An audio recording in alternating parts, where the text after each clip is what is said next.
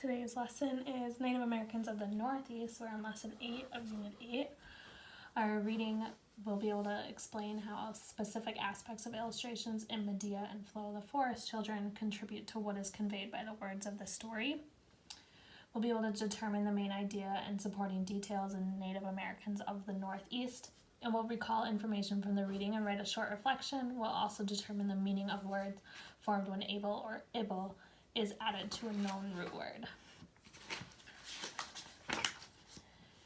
So read aloud. Our two words that we need to know are shamans, and those are people who heal the sick and communicate with the spirits, and wigwam, a hut made by covering a framework of wooden poles with bark or animal hides. So our first one is wet woodland environment. The journey for some native peoples took them to the northeastern part of America, to the abundant leafy woodlands and deep dark forests that stretch from Canada and the Great Lakes south to the Carolinas, and from the Atlantic Ocean to the east coast west of the Mississippi River. This was a long time before Europeans came and made their mark upon the land. This was a time when some native peoples made the forest their home and lived in a long-term balance with their environment. Unlike in the Southwest, rain fell, as it still does, more frequently upon most of this land. The native peoples of this region did not believe there was a need to call upon the assistance of gods for rain to soak the earth and make the crops grow. And just as today in this region of the eastern woodlands, each season brought with it a different climate and a changing earth. The same freshwater rivers and lakes, the same imposing mountains and forests, colored the landscape today as they did back then. As you have already read and learned, some of the earliest people to settle across this region were the mound builders, whose culture lasted thousands of years. They spread out from the Mississippi River and lived on the surrounding land, hunting in the forest and utilizing the abundant natural resources available to them. The people who settled in this area are known as the Eastern Woodland Indians.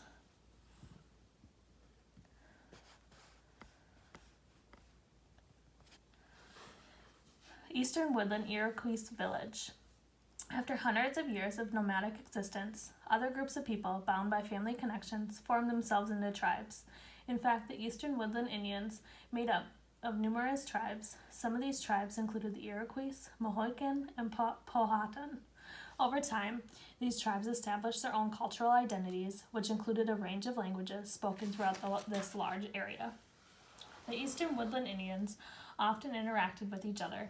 Sometimes their interactions were peaceful, at other times they were not. These tribes relied on the land for their very existence.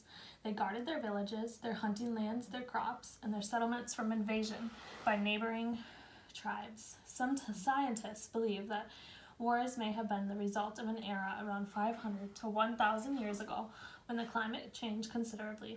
A harsh mini ice age swept across the world. This occurred thousands and thousands of years after many scientists think the Beringa crossing took place. During this time, when food was scarce and it was difficult to survive, tribal wars broke out and brought about the deaths of many young warriors and the destruction of tribal villages. Iroquois in harsh winter making peace. Finally, in search of peace, these tribes joined together to form the Iroquois Nation, also called the Iroquois Confederacy. As they negotiated or discussed how they would live peacefully together, they often smoked a peace pipe. As you have heard, the Iroquois did not call themselves this name. They called themselves Haudenosaunee, or people of the Longhouse. The Iroquois people were actually 5 separate tribes: the Mohawk, the Oneida, the Onaconda, the Seneca, and the Cayuga, that inhabited a particular part of the eastern woodland region. They lived largely in what is now New York and Ohio.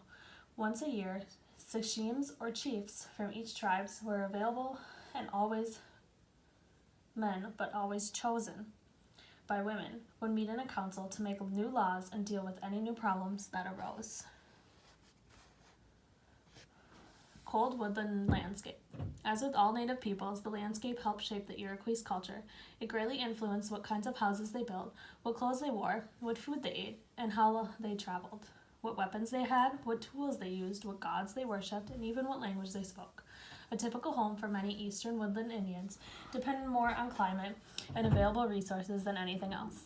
The three most familiar kinds of homes across the Northeast region were the longhouse, the wigwam, and the round-roofed clay and pole structure. Single-family wigwam. Because the winter months were generally cold, with deep snow covering much of the ground, many eastern woodland Indians, including the Iroquois, constructed wigwams and longhouses. Wigwams were rounded structures that looked similar to wooden igloos and were homes to which individual families lived. The longhouse and the wigwam were made almost entirely from wood. In the colder regions of the north, especially around the Great Lakes, Native peoples constructed wigwams that could be easily dismantled so that the tribes could, for part of the year, live a nomadic life. During this time of the year, they followed the herds they hunted for their survival. To build a wigwam, young trees were cut down and bent over to form a rounded frame. Tree bark was placed over the frame. Grasses were then added to help insulate the home. A small hole in the roof allowed smoke from the fire inside the home to escape.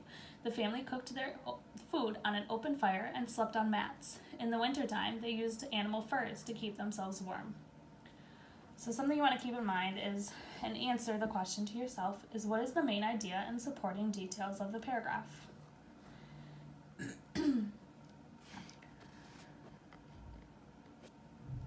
Longhouse with multiple families.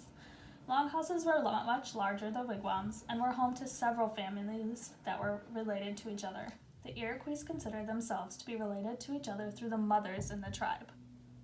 The extended family group was called a clan. Each clan had an animal name. When a young couple married, they went to live with the bride's family.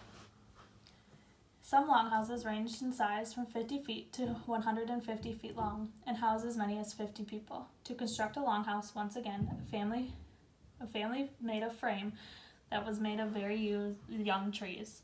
Bark was placed over the frame and was then sewn together. The longhouse had a large central hallway with rooms on either side.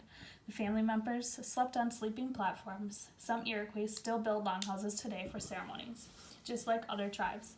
The Iroquois made baskets and pots in which to store food. Field of Three Sisters. The Iroquois grew different varieties of corn and beans. They also grew squash, sunflowers, and tobacco. They cleared the land of trees and shrubs and planted their crops. Corn, beans, and squash were particularly important crops, and the Iroquois referred to them as three sisters. Like members of a family, the tree plants helped each other grow. By planting these three plants together, the Iroquois relied on the natural relationships among these plants. The corn stalks provided a support for the bean plants, which would wind around the corn stalks. The squash leaves that lay on the ground prevented weeds and increased the amount of rainwater that was absorbed into the soil. Also, the bean plants produced a natural bacteria that made a soil more fertile for the corn and squash plants.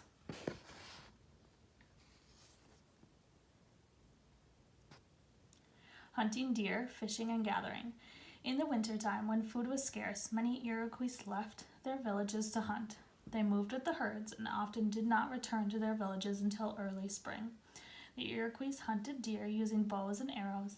Young boys cloaked themselves in deerskin as they stealthily crept through the forest in pursuit of their prey. They also hunted smaller mammals, setting traps to catch them. In addition, the Iroquois fished and gathered berries and tapped the trees to get maple syrup. Yes, the Iroquois had a sweet tooth too. Like many other tribes, the Iroquois lived near water.